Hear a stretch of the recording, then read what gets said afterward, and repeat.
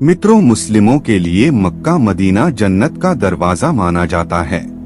हर मुस्लिम अपने जीवन में कम से कम एक बार तो वहां जाने की ख्वाहिश जरूर रखता है।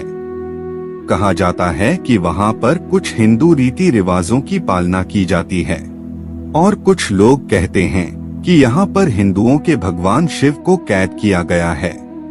तो आइए जानते हैं मुस्लिमों के इस धार्मिक स्थान के बारे में, जिसे कहा जाता है मक्का मदीना। नमस्कार मित्रों, स्वागत है आपका आज के इस नए वीडियो पर एक बार फिर। मित्रों, मक्का मदीना की स्थापना आज से लगभग 1400 वर्ष पहले मोहम्मद पैगंबर साहब द्वारा की गई थी। ये बाहर से चौकोर इमारत दिखाई देती है, जिसके ऊपर एक काले रंग का कपड़ा चढ़ा हुआ है। इसके चारों तरफ मस्जिद बनी हुई है। कहा जाता है कि यहाँ पर आने वाले मुस्लिम अल्लाह की इबादत करते हैं और अपनी गुनाहों के लिए माफी मांगते हैं। आइए बात करते हैं इस धारणा के बारे में, जो कि महान और प्रसिद्ध धार्मिक विशेषज्ञों ने दी है। मित्रों, संपूर्ण विश्व क्या भारत के लोग इस कटु सत्य को स्वीकार नहीं कर सकते कि इस्लाम ने हिंदू की आस्था माने जाने वाले असंख्य मंदिर तोड़े हैं और उसके स्थान पर उसी मंदिर के अवशेषों द्वारा मस्जिदों का निर्माण कराया गया है। इस्लामिक विश्ववंधिक गतिविधियां इतनी प्रचंडता से की जाती थी कि तक्षशिला विश्वविद्यालय और सोमनाथ मंदिर विश्वस्त किए गए। कुछ लोगों के अनुसार इस्लाम इस आधार पर रखी गई थी कि दूसरों के धर्म को नाबाद करो और पवित्र स्थलों को खंडित कर वहां मस्जिद और मकबरों का निर्माण किया जाए। इस काम में बाधा डालने वाले लोग, भले ही वो लोग मुस्लिम हो या हिंदू, उन्हें मौत के घाट उतार दिया जाता था। भले ही वो मुस्लिमों को परेशान न करते थे, तो भी उनकी मौत निश्चित होती थी, क्योंकि वो इस काम में बाधा डालते थे। मोहम्मद साहब और मुस्लिमों के हमले से मक्का मदीना के आसपास के पूरा इतिहास बदल दिया गया था और P.N. नुके के अनुसार इस्लामिक तलवार पे बना हुआ धर्म था, है और रहेगा, और इसका अंत भी उसी से ही होगा। और उन्होंने सिद्ध कर दिया है कि मक्केश्वर शिवलिंग ही हज्जे अवसत है। मुसलमानों के सबसे बड़े तीर्थ मक्का मक्केश्वर महादेव का मंदिर था। वहाँ काले पत्थर का विशाल शिवलिंग था और वो खंडित अवस्था में अभी भी वहाँ पर मौजूद है। हज के समय संगे अश्वेत, संग अर्थात पत्थर और अश्वेत अर्थात काला, मुसलमान उसे पूजते हैं और चूमते हैं। द्वारका शरदा स्वामी स्वरूपानंद सरस्वती का मानना है कि मक्का में मक्केश्वर महादेव का मंदिर है। मोहम्मद साहब बिन सेब थे, इसलिए मक्केश्वर महादेव को मानते थे। एक बार वहां लोगों ने बुद्ध की प्रतिमा लगा दी। वे उसके बहुत ही विरोधी थे। माना जाता है कि भारतीय मुल्क के लोग बहुत बड़ी संख्या में यमन में आबाद थे, जिसके सबूत के तौर पर आज भी शाम और हिंद नामक किले मौजूद हैं। विद्वानों के अनुसार सऊदी अरब में मक्का में जो काबा है, वहाँ कभी प्राचीन में मुक्तेश्वर नामक एक शिवलिंग था, जिसे बाद में मक्केश्वर कहा जाने लगा। मक्का के गेट पर साफ साफ लिखा था कि काफिरों का अंदर जाना गैर कानूनी है। कहा जाता है कि इस बोर्ड को अब उतार दिया गया है और लिख दिया गया है नॉन मुस्लिम्स का अंदर आना मना है। इसका मतलब यह है कि ईसाई धर्म, हिंदू या बौद्ध धर्म मानने वाले लोग इसके अंदर प्रवेश नहीं कर सकते। मुसलमानों के पैगंबर मोहम्मद एक ऐसे वैधानिक गिरोह का नेतृत्व करते थे जो धर्म और वासना के पुजारी थे।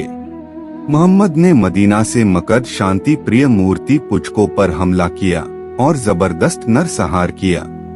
मक्का का मदीना से अपना अलग अस्तित्व था, लेकिन मोहम्मद साद के हमले के बाद मक्का मदीना को एक साथ जोड़कर देखा जाने लगा, जबकि मक्का के लोग, जो कि शिव के उपासक माने जाते हैं, मोहम्मद की टोली ने मक्का में स्थापित हुई 360 में से 359 मूर्तियों को नष्ट कर दिया और सिर्फ काला पत्थर को सुरक्षित रखा। जिसे आज भी मुसलमानों द्वारा पूजा जाता है। उसके अलावा अल्लाह अलावा और मन्नत नाम के 3 देवियों को नष्ट करने का आदेश भी मोहम्मद ने दिया और आज उन मंदिरों का नामो निशान नहीं देखा जाता। हिसम इब्रा अल कल्बी पेज नंबर 25-26। इतिहास में ये किसी हिंदू मंदिर पर सबसे पहला इस्लामिक आतंकवादी हमला था। उस काला पत्थर पर आज भी मुसलमान श्रद्धालु अपना शीश झुकाते हैं। जब किसी हिंदू पूजा के दौरान हिंदू बिना शीला हुआ वस्त्र या धोती पहनते हैं, उसी तरह इस दौरान मुस्लिम भी बिना शीला हुआ कपड़ा पहनते हैं और इस काले पत्थर पर शीश झुकाते हैं।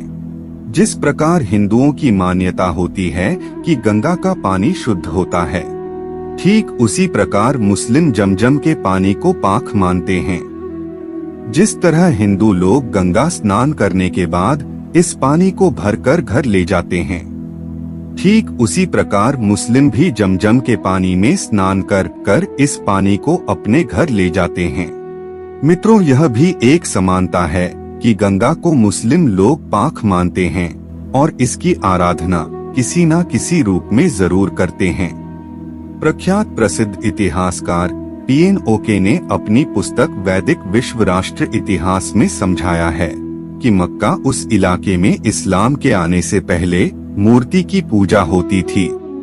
हिंदू देवी देवताओं के मंदिर से गहन खोज करने के बाद उन्होंने ये भी दावा किया कि काबा में भगवान शिव ज्योतिर्लिंग है। मोहम्मद पैगंबर ने मूर्ति तोड़ी थी। हंस करने वाले काबा पूर्वी कोने पर जड़े हुए काले पत्थर को पवित्र मानते हैं, जो कि हिंदुओं का पवित्र शिवलिंग है। मित्रों, वास्तव में इस्लाम से पहले मिडिल ईस्ट में बेगन जान जाती रहती थी और वो हिंदी रीति रिवाजों को मानती थी।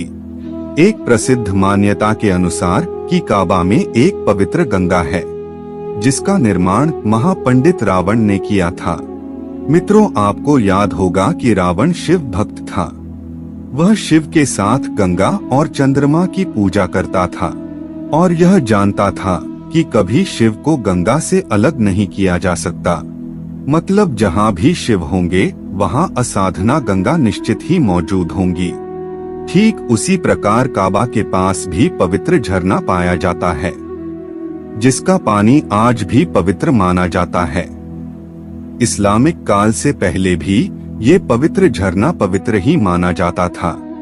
मित्रों, रावण की तपस्या से प्रसन्न होकर भगवान शिव ने रावण को एक शिवलिंग प्रदान किया, जिसे लंका में स्थापित करने को कहा। बाद में जब रावण आकाश से श्रीलंका की तरफ बढ़ रहा था, परंतु रास्ते में कुछ ऐसे हालात बने कि रावण को वो शिवलिंग धरती पर रखना पड़ा। वो दोबारा शिवलिंग को उठाने का भरपूर प्रयास करता रहा, परंतु बहुत प्रयास करने के बाद भी वो शिवलिंग उस जगह से नहीं उठा। वेंकटेश पंडित के अनुसार ये स्थान सऊदी अरब के मक्का नाम के स्थान पर स्थित है। मित्रों, सऊदी अरब के पास यमन नामक राज्य भी है, जहाँ पर श्री कृष्ण भगवान ने कल्याण नाम के एक राक्षस का विनाश भी किया था, जिसका जिक्र भागवत गीता में भी है। और ये वही जगह है जहाँ पर आज इस्लामिक धार्मिक स्थल है, जिसका नाम है मक्का मदीना। मित्रों, ये कहानियाँ, ये कथाएं, ये दंत कथाएं पौराणिक हैं। इन बातों में कितनी सच्चाई है या कितना झूठ, ये तो हम नहीं जानते, परंतु हम यह जरूर जानते हैं कि हर धर्म से पहले इंसानियत आती है और इंसानियत वही होती है जो हर धर्म, हर जाति और हर मनुष्य को एक समान समझे। मित्रों, धर्म चाहे कोई भी हो, वो सिर्फ सिखाता है तो हमें सिर्फ एक ही बात, वो होती है इंसानियत। तो मित्रों, आज के लिए बस इतना ही। अब हमें इजाजत दें और वीडियो को अंत तक देखने के लिए आपका बहुत बहुत शुक्रिया।